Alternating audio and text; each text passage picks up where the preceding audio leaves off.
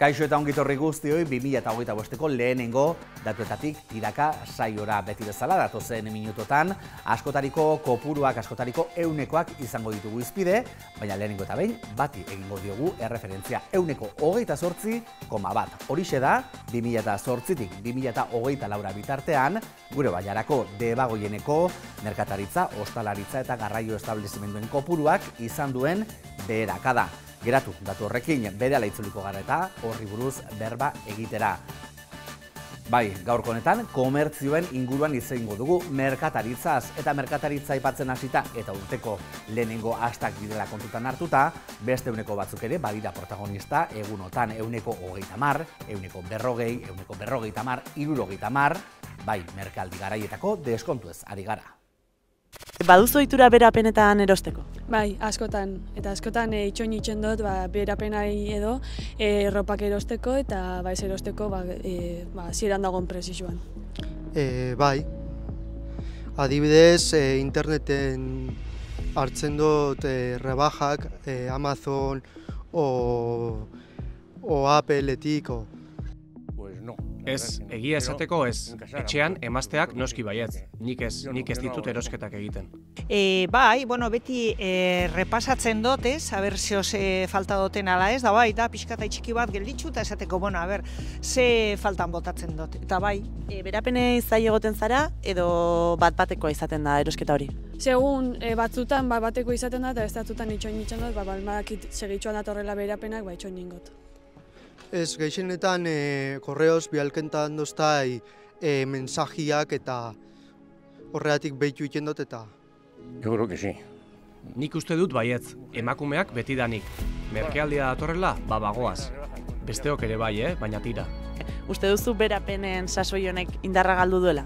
Bai, ze gero eta gehiago dare, eta orduan askotan itxoin itzen dut, baina segitxoan datozte orduan Nik uste dut askoz bekitxe gizaua daukela, bai, ze azkenian lehen, ez dakit, gaur prezioa be diferente, ez? Daneti daukazu, gaurko nire promozioak askotaratzen dut urtian ziar, orduan ez ara itxointzen gehiago golpe horretara. Baina, ero poliki izaltzen da, Merkaldi sasoiak ez omen dira garai baten zirenak, horixe esan digute herritarrek eta horixe berretsi digute baita ere Euskadiko kontsumitzaileen alkartetik bertako Markel Etxebarriak eraberean gogorarazi digu produktuak merkeago egoteak ez dakarrela kontsumitzaile moduan ditugun eskubideak murriztea. Komenta behar duguna da, urtarriliko merkealdia gure kontsumo egutegiko une garrantzitsua izan ohi dela beti edo tradizionalki, baina azken urteotan honen garrantzia aldatzen ari dela nolabait, ezta? Zergatik? Orain Black Friday, Black Week, Cyber Monday edo baita ere online merkataritzako etengabeko eskaintzekin bizi gara. Hori da errealitatea. Eta berapenek ez dute iaia amaierarik. Baina hala ere, kultura faktore batengatik akaso edo ez dakigu ondo, baina merkealdiaren erakarrigarritasunak oraindik dirau gure gizartean. Zergatik, aurten adibidez, aurre ikusten da, merkealdiek 160.000 kontratu baino gehiago sortuko dituztela estatu mailan. Honek erakusten du nolabait garrantzitsuak izaten jarraitzen dutela kontsumitzaileentzat, baina baita gure ekonomia lokalarentzat ere. Guri ekakuen gustatzen zaigu nolabait esatea merkealdia produktuen prezioan egin behar dela ez gure eskubideetan, ezta? Batzutan astu egiten gara nolabait merkealdita joaten garelako, baina merkealdietan kontsumitzaileen eskubideak ez dira desagertzen. Betiko une normal baten antzera dira, ezta? Geroz eta gehiago interneten eta online espazioetan erosten dugu, eta honek onura asko daukaz, baina baita ere arrisku pilo bat ekarri alditu eta honen inguruan asko galdetzen digute eta baita ere reklamazioak sartu ditugu honen inguruan. Gu komenta behar dugu normalean fizikoki edo denda fizikoen inguruan hitz egiten badugu, iaia ez deko gula erreklamaziorik, hori egia da, baina pilo bat erreklamatzen dugula kontsumitzaileen izenean online espazioekin. Zergatik, ze azkenean komentatzen zenduna, ez da, merkealdi pilo bat daukiez urtean zehar, baita ere publizitate pilo bat egiten dute eta askotan publizitate engainagarria da eta honek frontalki talka egiten du gure gure eskubideekin, kontsumitzaile lez dekoguzan eskubideekin. Bidez, agertzen da, agertu daiteke, nolabait, 170ko deskontu baten pop-up edo flash bat. Eta gero hori, ez da horrela suertatzen, edo ez da egia bihurtzen erostera goazenean, beraz. Honen inguruan geroz eta kontsulta gehiago aurkitzen dugu, ze jendeak normala da, ez da, jendeak zalantzak ditu, hau legala da? Ba, bueno, horren kontra borrokatzen ari gara egunero hemenekan, baina, bueno, baita ere nahiko zaila da, azkenean residentzia fiskala ez daukie hemen estatuan, eta honelako kopuruz txikiak erreklamatzea beti da baita ere zaila, baina, bueno, honen kontra gabiz borrokatzen egunero, ze azkenean pentsatzen dugu onura pilo bat ekarri aldauzela interneten eta online espazioetan kontsumitzea hori egia da, ze azkenean errez daukagu gure eskura, gure etzetik egin aldugu erosketa guztiak, baina gero baita ere arrisku pilo bat dakars bere atzetik fisikoki erosteak ez daukanak. Erosketak egin aurretik, erosketak egin bitartean eta erosketak egin ostean jarraitu beharreko hainbat gomendio ere eman dizkigute Euskadiko kontsumitzaileen elkartetik. Erosketak egin aurretik esaterako, benetan zer behar dugun eta zerrez jakiteko etxeko armairuan begiratzea, lehentasunen zerrenda batekin eta aurrekontu bat finkatzea, eta merkeago egotea beti ez denez prezio onenaren sinonimo, prezioak alderatzea bai denda fisikoetan eta baita online ere. Erosi bitartean, adi ondorengoei. Ez egin erosketa oldarkorrik, erosi benetan behar duzuna. Ziurtatu prezioak argiak direla, eta zentzu horretan, gogoratu produktuetan beti bi prezio agertu behar direla. Merkealdi garaikoa eta merkealdi garai aurrekoa. Eta aurrekoaren kasuan, gutxienez hilabete egon behar duela prezio horrek indarrean. Eta erosi bitartean, kantitateari baino kalitateari eman lehentasuna, ahal den heinean, tokiko dendetan kontsumituz. Eta erosi ostean, zer? Tiketa gorde eta ziurtatu erositako guztia egoera honean dagoela, eta bestetik, hausnartu erositakoaz, hori baliagarria izango da hurrengoetarako. Bada neguko merkealdearekin lotutakoak alde batera utzi, fokua zabaldu eta hitz egin dezagun orain bai, Debagoieneko merkataritza, garraio eta ostalaritza establezimenduen egoeraz izan ere ez dago datu askoren beharrik konturatzeko azken urteetan behera egin duela, era horretako establezimenduen kopuruak behera bai, baina zenbat? Debagoienean esaterako 2008an 1.781 komertzio zeuden, 2006an 1.481 eta 2024an 1.280. Horrek hasierako datura garamatza, 16 urtean establezimenduen 28,1 galdu da. Ondorengo mapan begiratuz gero baina konturatuko gara beherakada hori ez dela berdina izan Debagoieneko herri guztietan. Antzulan esaterako 8,1 izan da jeitsiera. Aramaion, Leintz, Gatzagan eta Bergaran bestalde, merkataritza, garraio eta ostalaritzako establezimenduen herena inguru desagertu dira urte hauetan. Debagoieneko egoera gainera ez da zerbait isolatua. Gipuzkoan eta Euskal Autonomia Erkidegoan egon den beherakadak ere antzerakoak baitira 100koei dagokienez. Establezimenduen jeitsieraren atzean dauden arrazoiak askotarikoak dira. Hainbat izan daitezke eta zenbait kasu konkretutan gainera, horietako bat baino gehiago uztartu daitezke. Horixe azaldu digu Debagoieneko merkataritza bulegoko teknikari Aitziber Lasargurenek. Hori, azken urteetan daukogun inflazio eta kostuen igoerak, adibidez, prezioen igoera horrek egin dagoena da, negozio askoia errentagarri ez izatea. Gero, kontsumitzaileen erosketa ahalmena bai murriztu egin da, eta gastatzeko ondasun gutxiago badago, azkenean gutxiago kontsumitzen da baita ere. Gero eta gehiago online erostiako bai, denda tradizional askori eragin die. Batez be, teknologia berrietara egokitu ez direne. Kontsumo aldaketako bai, unero bizi doguz, orduan negozio bat ez bada eskari berrietara egokitzen, bezeroa galtzea bai eragin aldio arrazoi horrek. Gero, hirigintza edo zerga regulazioak bai ez badi errazten, posible da jarraiko hortasuna edo denda berriak zabaltzea zailtzea, adibidez zergak igotzeak, ingurumen araudi gero eta zorrotzago jartzeak edo negozio berriak zabaltzeko zailtzen dabiesan legiak baldin badauz. Eta gero hori, errelebo falta dauela dendarien artean, eta daudenak edadetuak diesela. Eta gero hori, merkatari ostalari zerbitzu eta enpresen irudia be, azken aldian ez da oso erakargarria etorrek, jendea be ez da animatzen negozioekin jarraitzera. Hori guztia jakinda, goazen berriz ere kalera Debagoindarrek, kasu honetan Bergararrek. Badute euren herriko establezimenduetan erosteko ohiturarik? Erosketak egiteko orduan, zein da zure lehen inpultsoa? Herriko saltokietan edo kanpoan edo online erostea eta zergatik bataren edo bestaren alde? Normalian juten naiz kanpora, Gasteizera edo eta Inditex eta olako dendetan erostera, merkiagoa delako, baina hori gabonetan askotan ibili naiz Bergaran eta erosten, ze berapen asko egon dira, eta hori gertutasunak txik be Bergaran erosi dut. Bueno, badanetik, herrixan erostekoa badabe, alegintzen naiz herrixan erosten, baina, bueno, hori da, igual lana dala eta tokatzen jata Donostiara joatia, da, bueno, de pasuan beze ose ikustemo, bueno, badaz begixan nun gelditzen nien pegauta ez, pixkatan pikatzen dut. Comprar en el pueblo, por supuesto. Erosi herrian, noski, baina esango dizut baita ere herrian ez dagoela Donostian edo Bilbon hiriburu batean dagoenik. Merkealdiak adibidez beti izango du indar gehiago leku horietan, ez? Bueno, diot nik. Gehienetan kanpuan, Primark, gehienetan Primarren, bai.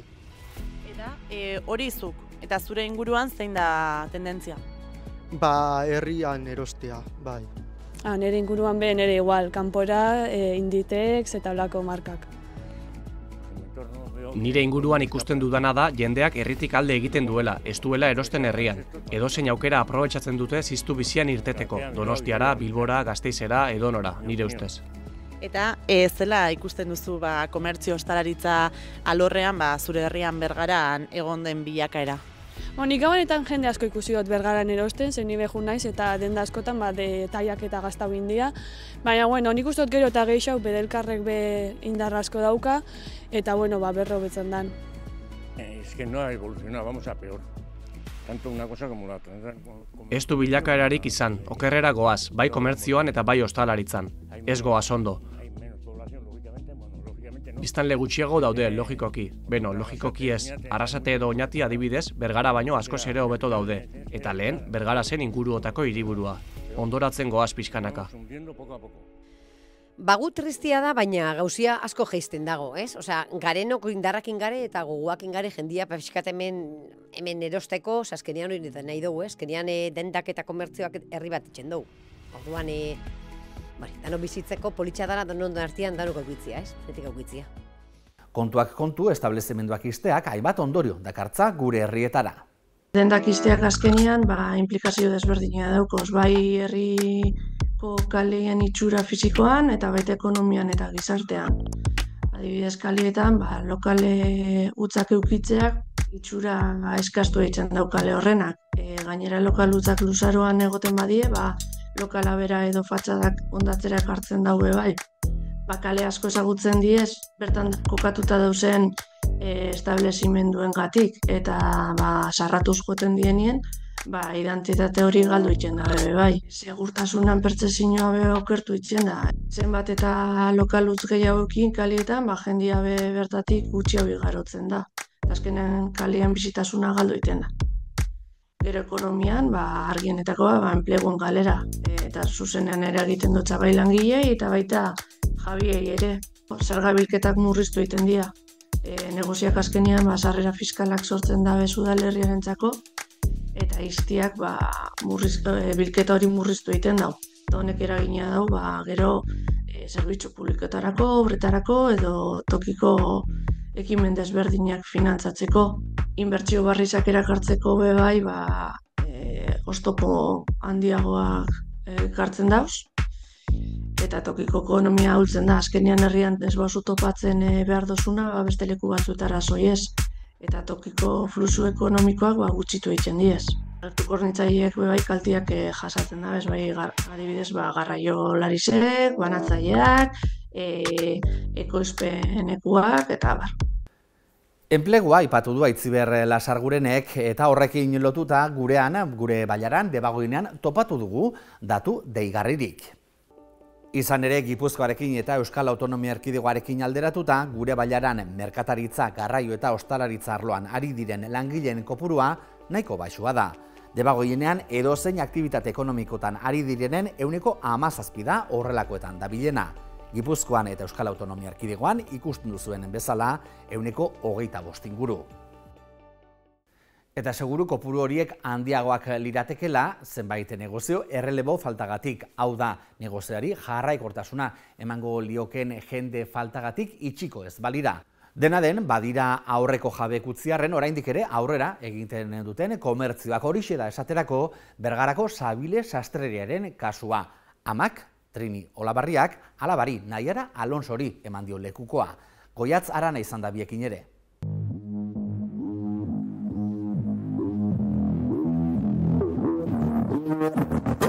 Naiara Alonso eta Trini Olabarria, kaixo. Sabilen gaude, orain gutxira arte, Sastreria Mujika izan den dendaren ondorengoan, ez da, lokal berria daukazue, Barrenkalen bertan, aro berri bat hasi duzue, baina ibilbide luzeko negozio bati jarraipen emateko.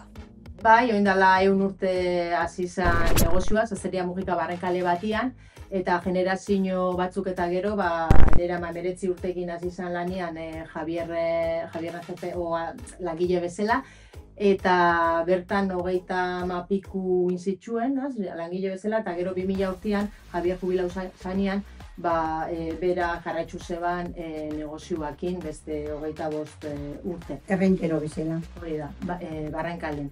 Eta oin, etapa berri bat, azten dugu, nerekin aurrian. Zuzeu zaitugu Naiara, orain negozio buru berria, urteak enpresagintzan eman eta gero, ez da hori ohikoena izaten? Ez da, bape oizkua, niri enpresa mundua gustatzen jat, baina nire ama jubilazioa gertu zaukanean, zinitzan bueltaka ez, penia zala, momentu horretan ezaguan inobez asmoakin jarraitzeko negozioa, eta penia mute zoztan. Eta orduan hasi nintzen, bueltaka sekula pentsau ez nebana, ez? Zehaitxik ez, dendiak negozio hau hartu.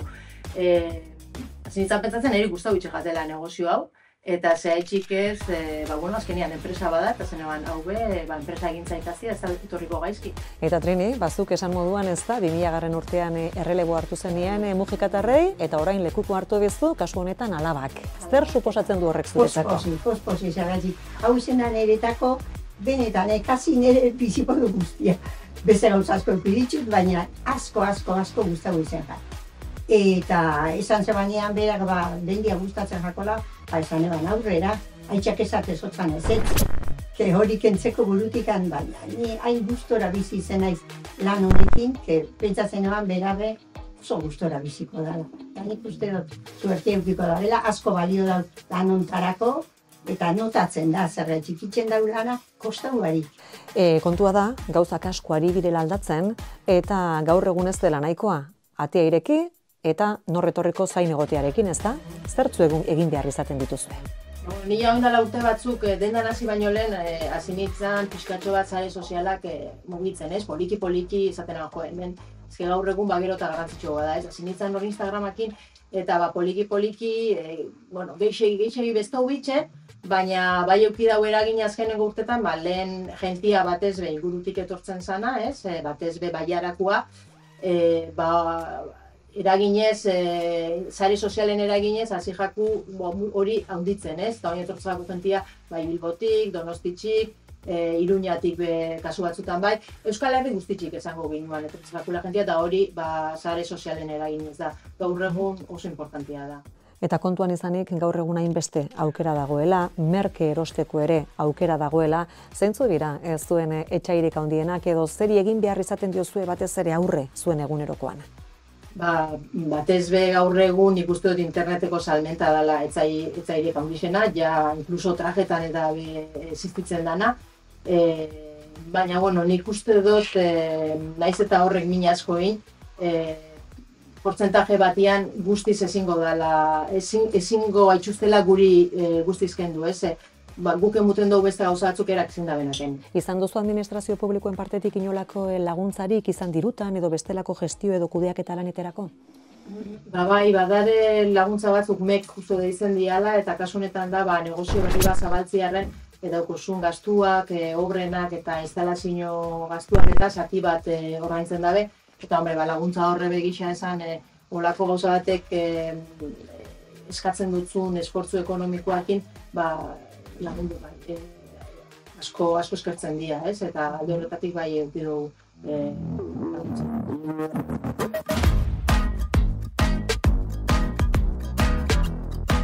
Entia bai konturatu bida da, herriko denda guztiak izten baldin badia, ez da laukiko beste remedioik internetez erosteko, eta orduan ja igual ez da izango lako erreza, eta gastuak ez da izango lako dana gratis ikartzia, bidaltzia, eta daukenian guri arrapauta ez, orduan ez da izango olako nata. Nik uste poliki jentiak hori bentzau bida da bela, ez? Nora goiarren bedua, ez? Eta ekonomia zirkularren garrantzia eta guzti hori. Eta iruditzen zaizue pentsatzen dugula horretan? Nik pentsatzen nahi dut pixkat badaula jentia baietz, badau jentia baietz. Ez da izango geixena, eta nik uste dut gazte gaztiak diala igual gutxien, baina nik uste dut poliki hori pentsatzen nahi dut, eta badau jentia nik uste dut bai saiatzen dela errixan erosten. Negozioarekin jarraitu alizateko laguntzak aipatu ditu Naiara Alonsok, izan ere erakunde publikoek badituzte tokiko merkataritza sustatu guran, erreleboari eta bestelako faktorei lotutako laguntzak eta ekimenak. Eskualdean udaletan, diru laguntza desberdinak egoten dira, ez? Negozio berriak sustatzeko, gero adibidez bai transmititzaientzako eta bai ekintzaientzako, eskualdaketak bermatzeko laguntzak dauz momentuan bai Arrasaten eta Bergaran, langabeak kontratatzeko bai laguntzak, edo errotuleoak, irudi korporatiboak edo webguneak euskeraz jartzekoak. Gero adibidez Arrasaten, hirigintzak politikak negozio berriak zabaldu bidea bezenei barrazten ez, lokalak egokitzeko laguntzak emanez. Eta gero bai zerga eta tasen obariak eskaintzen. Eskualdean badauz aholkularitza eskaintzen daben udaletatik, garapen agentziatatik edo merkataritza dinabizatzeko blogotik aholkularitza eskaintzen da. Eta gero ekintzaientzako eta ondorengoentzako egiten dira ekimen desberdinak ez, ikastaroak edo informazio jardunaldiak eta bar. Eusko Jaurlaritzatik badauz establezimenduak modernizatzeko laguntzak, bai komertzioentzako eta baita turismo enpresentzako Gipuzkoako Bazkundeak berriz enpresa programa badauko, hori da, negozioen jarraikortasuna sustatzeko, eta gero Gipuzkoako Foru Aldundiak eta Lanbidek eta olame negozio berriak hartzen da bezinentzako, badauke diru laguntza batzuk. Digitalizaziorako eta bai ikastaroak, tailerrak eta diru laguntzak egoten die. Eta gero tokiko kontsumoa sustatzeko kanpainak egiten die, bai sentsibilizazioetarako edo ekintza desberdinak. Merkatari elkarteak sortzen dien momentutik sektorearen beharretara egokitzen die eta lanien ibiltzen die etengabe. Ahalegin guztiek egiten da azkenien ez, sektorea bera hobetzeko eta aldan nien bezeroak eta herritarak alaik eta gustoren sentitzeko beraien herrizea. Erreleboarekin lotutako bestelako kasurik ere karri digu Goiatzaranak, oraingo honetan Aretxabaletako kasu bat, taberna berri, taberna jatetxearena.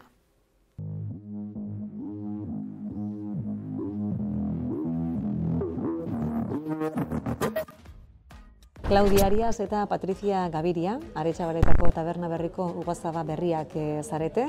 Zer moduz, lehen doezik egun hauek? Muy bien, la verdad. Ondo, egia esan emozio askorekin. Urduri ere bai, baina oso pozik.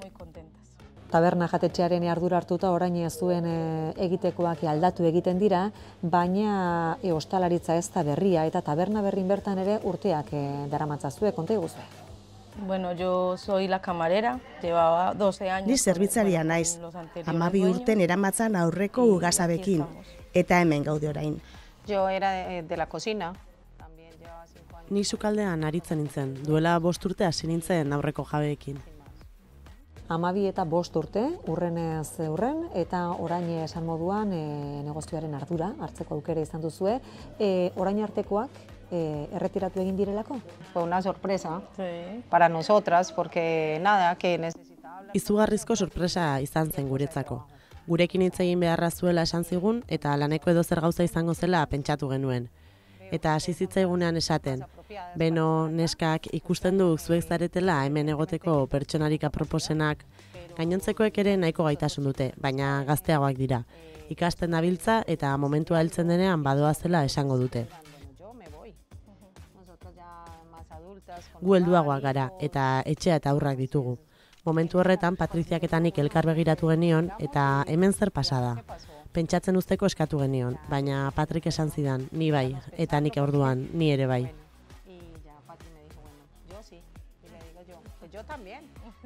Zu Patrizia bazen biltzan ideia horretan pentsatzen. Bai, urte asko direlako. Bizitza erdi daramat ostalaritzan, eta nire etxea, nire aurra, dena dudala kontuan izanik, eta adinare bai, pentsatu nuen hauxe zela momentua. Dudabarik lehengo ugaztabak zuei eskaintza eginda zuekiko konfidantza erakutsi du, baina berarentzako ere suposatzen dut garrantzitsua izango zela era berean, ez da negozioak aurrera jarraitzen duela ikustea eta negozioa barrutik bizitako jendearen eskutik gainera. Hombre, primero pues salir adelante nosotras juntas, entendernos Patri y yo, que... Aurrenekoa da gubiok elkarrekin aurrera ateratzea, elkar ulertzea horretan saiatu gara orain arte. Eta bigarrena da bera ere harro sentitzen jarraitzea honetaz, eraiki duenaz, urte luzez borrokatu duenaz. 1959tik emartxan dagoen taberna da. Konta iguzu apur bat, nolakoak izan diren zuentzako azken hilabeteak, zer den beste aldean egotea zertzuk ikasi behar izan dituzuen? Es un cambio, eso es drástico. O sea, ya... Aldaketa drastikoa da. Eskarien, langileen, bezeroen, zerbitzuaren gustatu zaion edo ez zaion, alakoa ez duela nahi, dena delako menu berezirik baduzun, sukalderako zerbait eskatzea aztu bazaigu zer egin behar dugun, guzti horiei adi egon behar duzu. Oso ezberdina da, orain erantzunkizun guztia Patriren eta nire gain dago.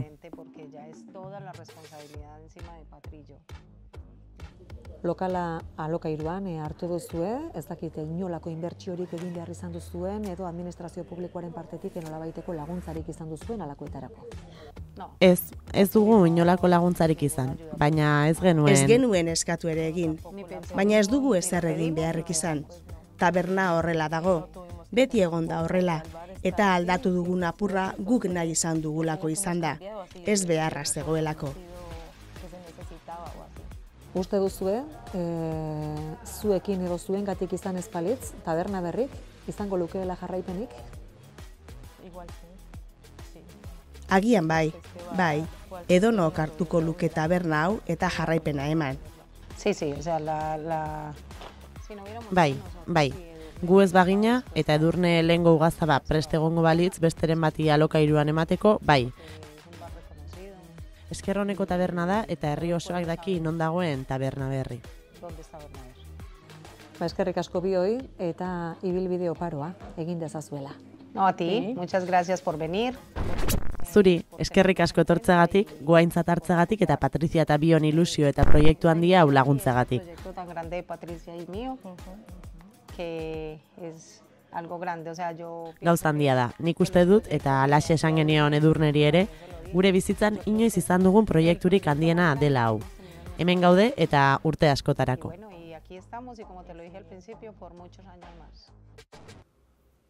Hementxe bukatuko dugu gure gaurko ibilibidea, hementxe amaituko dugu Debagoieneko komertzioaren egoeraren erradiografia. Argi geratu da gauzak ez direla garai baten zirenak eta zaila izango dela horretara bueltatzea. Baina argi geratu da baitere gauzek okerrerez egitea denon esku dagoela. Erakundeen eta gure herritarren esku. Hurrengora arte.